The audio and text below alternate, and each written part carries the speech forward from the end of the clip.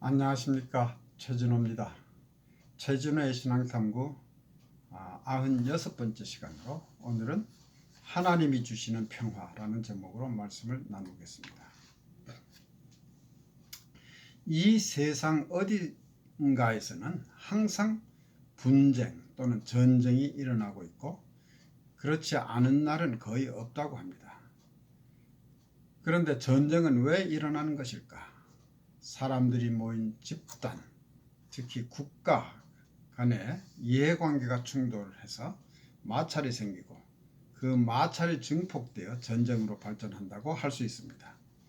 사람들의 집단, 특히 국가라고 하는 단체는 지극히 이기주의적인 단체입니다.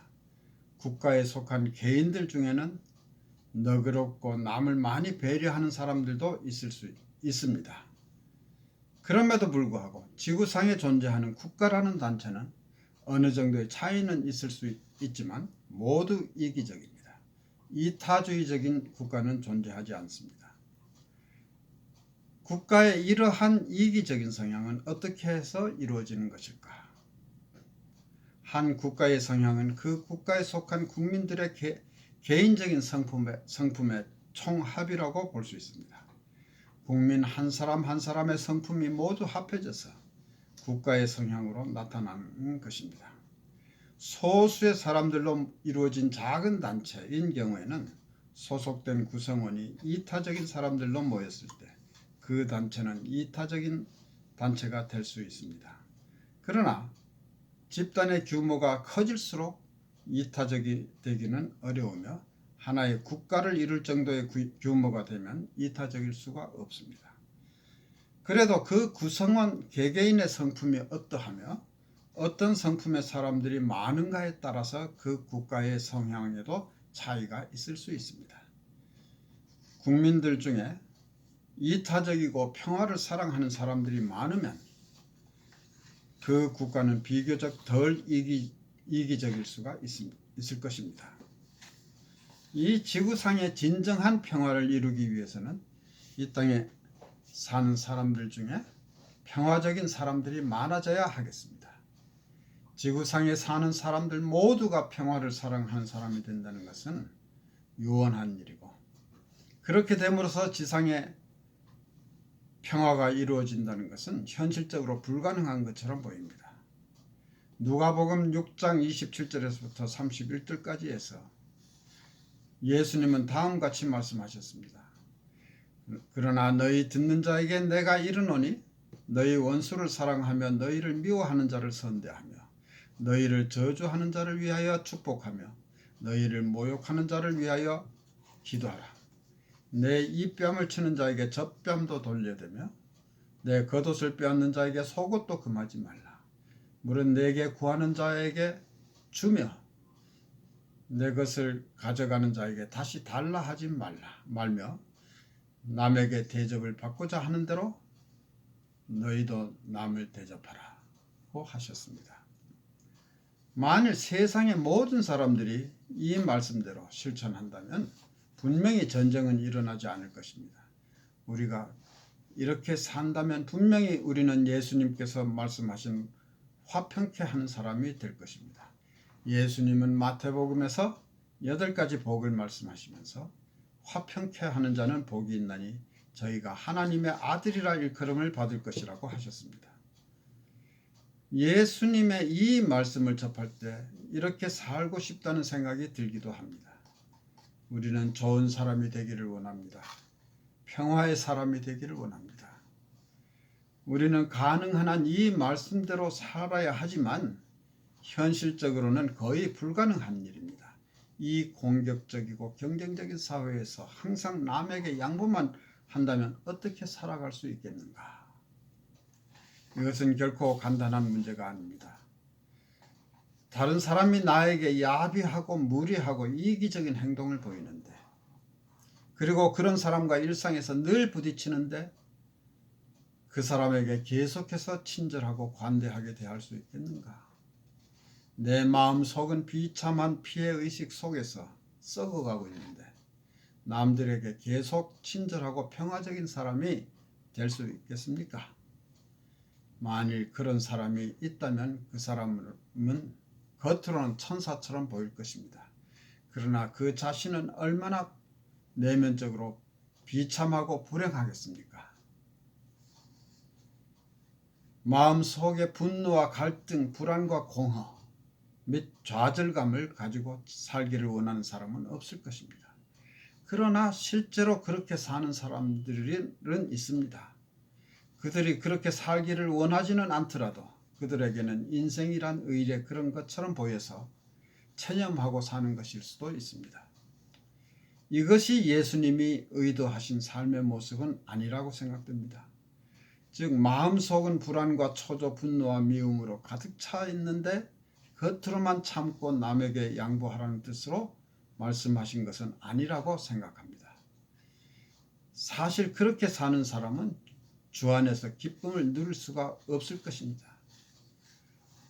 하나님은 우리가 그렇게 사는 것을 원하지 않으십니다. 우리는 평화의 사람이 되기를 원합니다. 그리고 다른 사람들과도 화평하고 예수님께서 말씀하시는 화평케 하는 사람, 우리는 그러한 사람이 되기를 원합니다. 나의 사는 모습이나 사용하는 말과 표정에서 사람들이 평화를 느끼고 분쟁이 있는 곳에 내가 가면 분쟁이 조정되고 화해를 이루는 그러한 사람이 되고 싶습니다. 그러나 이것은 쉽지 않습니다. 화평케 하는 사람이 되기 위해서는 먼저 나 자신이 평화롭게 사는 사람, 즉 평화를 누리는 사람이 되어야 합니다. 내 마음속에서 진정한 평화를 누릴 때 내가 평화로운 사람이 될 수 있고 내가 평화로운 사람이 되어야 남에게도 화평케 하는 사람이 될 수 있지 않겠습니까? 이 혼란스럽고 갈등이 많은 세상에서 우리는 어떻게 평화로운 사람이 될 수 있을까? 전쟁이 없다고 해서 평화가 오는 것은 아닙니다. 많은 사람들이 내면의 자기 자신과의 투쟁 속에서 살아가고 있기 때문입니다. 흔히 사람들은 고통에 대해서 생각할 때 보통 다른 사람들로부터 당하는 고통만을 생각하는데 사실은 자기가 자기 자신을 괴롭히는 경우도 많다는 것을 인식할 필요가 있습니다. 다른 사람과 화평하기 위해서는 먼저 나 자신, 즉 내면의 나와 화평해야 합니다. 나 자신과 화평하기 위해서는 하나님과 화평해야 합니다. 내적인 평화는 저절로 되는 것이 아닙니다. 우리가 사는 이 세상은 선과 악, 기쁨과 슬픔, 오르막과 내리막이 혼합되어 복잡하게 돌아가고 있습니다. 이 혼란 속에서 평화를 유지한다는 것은 어찌 보면 기적입니다. 예수님은 말씀하십니다. 요한복음 14장 27절에서 평안을 너희에게 끼치노니 곧 나의 평안을 너희에게 주노라. 내가 너희에게 주는 것은 세상이 주는 것과 같지 아니하니라. 너희는 마음에 근심도 말고 두려워하지도 말라고 하십니다. 예수님은 또 말씀하십니다. 마태복음 11장 28절에서부터 30절까지 해서 수고하고 무거운 짐진 자들아 다 내게로 오라. 내가 너희를 쉬게 하리라. 나는 마음이 온유하고 겸손하니 나의 멍에를 메고 내게 배우라. 그러면 너희 마음이 쉼을 얻으리니 이는 내 멍에는 쉽고 내 짐은 가벼움이라고 하십니다. 내게로 오라. 그러면 너희 마음이 쉼을 얻으리라. 우리가 마음의 쉼을 얻는다면 우리는 평화로운 사람이 될 것입니다. 예수님께서 하신 원수를 사랑하라고 하신 말씀은 단순한 권면의 말씀이 아니고 우리 영혼의 깊은 곳에서부터 평화로울 때 가능한 삶의 모습을 묘사한 것이라고 생각됩니다. 하나님께서는 우리에게 이러한 종류의 평화를 선물로 주시는 것입니다. 이것은 우리 자신의 힘으로 되는 것이 아니고 하나님께서 우리 안에서 역사하심으로써 가능한 것이며 불안과 공허감으로부터 우리를 구원하시고자 주시는 선물을 우리가 받아들임으로써 우리의 것이 되는 것입니다. 하나님은 우리에게 아무 문제가 없을 것이라고 말씀하시지 않습니다. 어려움과 고난은 항상 있는 것입니다. 그러나 하나님은 인생이 소란스러운 가운데 우리에게 진정한 평화를 주신다고 약속하셨습니다. 우리는 이 말씀을 믿음으로 평화를 얻는 것입니다. 이러한 평화를 히브리 사람들은 샬롬이라고 하였습니다. 그런데 하나님은 왜 나에게는 그런 평화를 안 주시는 것인가? 이것은 나와 하나님, 나와 내면의 나 자신, 그리고 나와 다른 사람의 관계가 온전할 때 얻을 수 있는 복된 삶입니다. 하나님의 평화는 우리가 예수를 믿음으로 말미암아 하나님의 자녀가 될 때 하나님으로부터 주어지는 것입니다. 마음속의 내적인 평화는 겸손하게 나의 모든 것을 하나님 앞에 내려놓을 때 얻어지는 것입니다. 내적인 평화가 깨어지는 이유는 자기가 스스로 생각하는 자신과 현실의 자신의 사이에 괴리가 있기 때문입니다. 자기 생각으로는 자기는 어느 정도 자격이 있다고 생각하는데 현실적으로 남들이 그만큼 알아주지도 않고 대우해 주지도 않습니다. 나는 어느 정도의 재물을 소유할 자격이 있고 어느 정도의 여유 있는 생활을 해야 되는데 현실은 그렇지 못합니다. 이런 생각들이 나를 불편하게 합니다. 더구나 자신을 남과 비교할 때 그 불편한 심기는 더욱 증폭됩니다. 나는 어느 모로 보나 저 사람보다 못할 이유가 하나도 없는데 저 사람은 나보다 모든 일이 다 잘 풀리고 있다.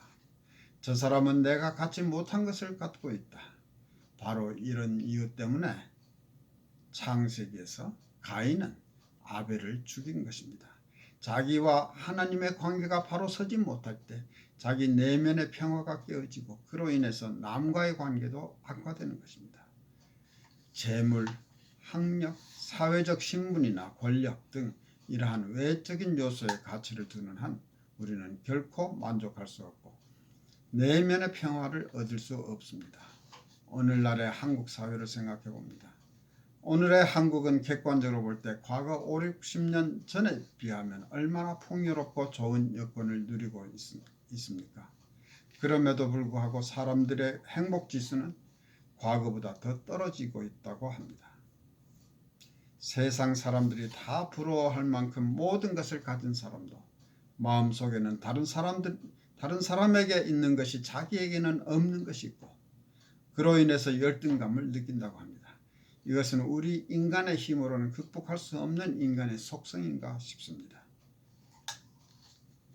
그런데 나의 힘으로는 극복할 수 없으나 하나님을 의지할 때 하나님께서 해결해 주십니다. 하나님이 나를 어떻게 사랑하시는지 그리고 그러한 사랑을 받는 나는 그러한 사랑을 받는 나를 하나님은 천하보다도 귀하게 여기신다는 사실을 진정으로 믿는다면 이런 것들은 사실상 별 문제가 되지 않습니다.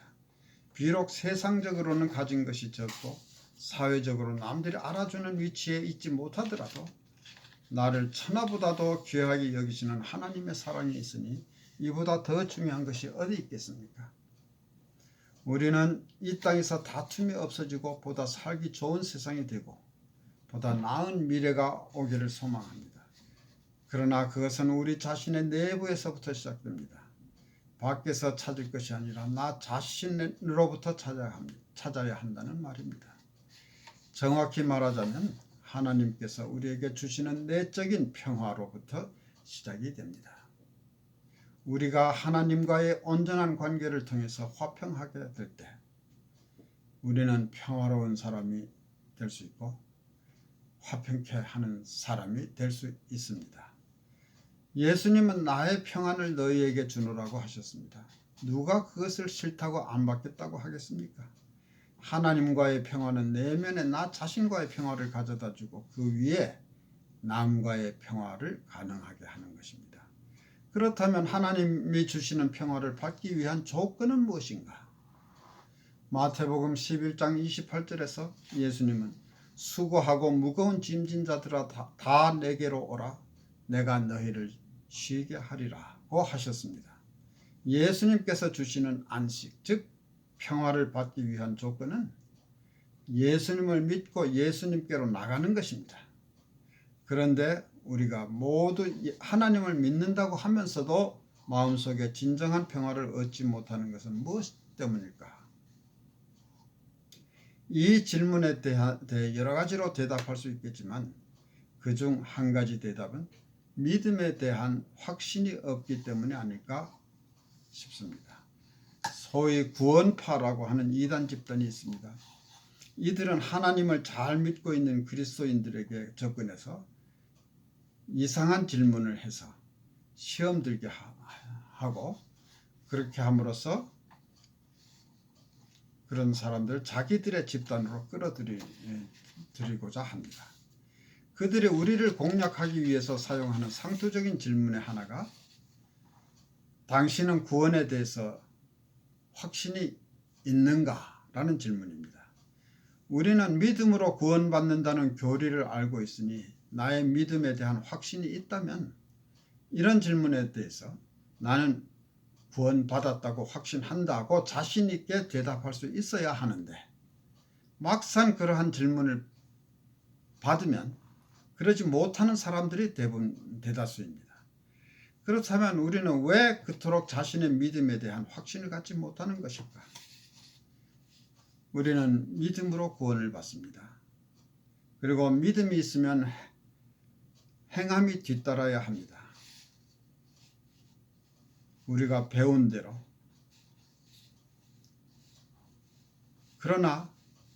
그러다 보니까 당신은 그러면 믿음에 합당한 삶을 살고 있는가? 라는 질문을 받을 때 누구나 자신이 없고 당황하게 됩니다. 이렇게 되면 믿음이란 매우 실천하기 어려운 율법적인 행함이 되고 맙니다. 진정한 믿음은 예수님이 나를 위해서 십자가에 죽으심으로 나의 죄가 용서함을 받았다는 사실을 인정하고 받아들이는 것입니다. 나는 인격적으로 부족한 것이 많고 형편없는 존재입니다. 나의 삶은 믿는 사람으로서는 합당하지 않는 삶을 살고 있다는 것을 그대로 다 인정하고 현재 이대로의 상태에서 모든 것을 다 내려놓고 하나님께 맡기는 것입니다. 그럴 때 나는 누구와도 경쟁할 필요가 없고 누구에게 훌륭하게 보이려고 애쓸 필요도 없습니다. 내가 부족함이 많은 사람이라는 것은 누구보다도 하나님이 잘 아십니다. 그럼에도 불구하고 잘난 것이 하나도 없는 나를 위해서 예수님이 십자가에 죽으셨다는 사실을 깨달아야 하는 것입니다. 하나님께 나를 의롭게 보이려고 애쓸 필요가 없는 것입니다. 나의 부족함을 모두 하나님 앞에 드러내고 한없이 낮아질 때 하나님은 그러한 나를 의롭다 하실 것이며 나는 진정한 화평을 얻을 것입니다. 감사합니다.